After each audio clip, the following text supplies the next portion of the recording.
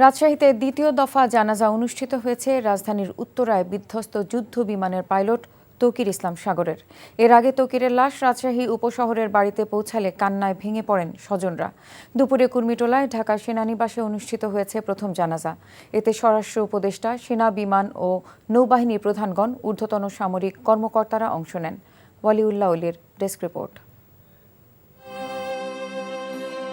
নিহত পাইলট তৌকির ইসলাম সাগরের মরদেহ কুর্মিটোলায় আনা হলে শোকাবহ পরিবেশ তৈরি হয়। তার কফিনে রাষ্ট্রীয় শোক ও শ্রদ্ধা জানানো হয়। শোকের ছায়া নেমে আসে তার সহকর্মীদের মাঝে।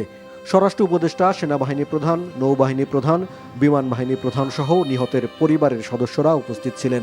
এর আগে নিহত পাইলট তৌকির ইসলামের ফিউনারেল প্যারেড অনুষ্ঠিত হয়। জানাজা শেষে তিন বাহিনীর পক্ষ থেকে শ্রদ্ধা জানানো হয়। তৌকিরের মরদেহের আনুষ্ঠানিকতায় অংশ নেন তার সহকর্মী, বিমান বাহিনীর সদস্যরাও। ঢাকায় প্রথম জানাজা শেষে পাইলট তৌকির ইসলামের মরদেহ বিমান বাহিনীর একটি হেলিকপ্টারে করে নেওয়া হয় রাজশাহী ক্যান্টনমেন্টে। এরপর সেখান থেকে অ্যাম্বুলেন্সে করে নেওয়া হয় উপশহরের বাড়িতে। এ সময় কান্নায় ভেঙে পড়েন পরিবারের সদস্যরা।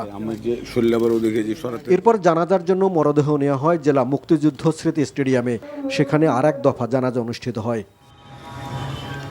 পাবনা ক্যাডেট কলেজের 34তম ব্যাচের ছাত্র ছিলেন তৌকির। 2016 সালে উচ্চ মাধ্যমিক পাশ করে যোগ দেন বাংলাদেশ বিমান বাহিনীতে। সোমবার দুপুরে রাজধানীর দিয়াবাড়িতে মাইলস্টোন স্কুলে দুর্ঘটনা কবলিত যুদ্ধ বিমানের পাইলট ছিলেন তৌকির ইসলাম সাগর।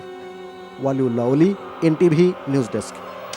বান্ডেল থাকলে প্রতি সেনমানিতে টাকা বাঁচবে। বিকাশ সেনমানি বান্ডেল কিনে জিতুন প্রতি লেনদেনে।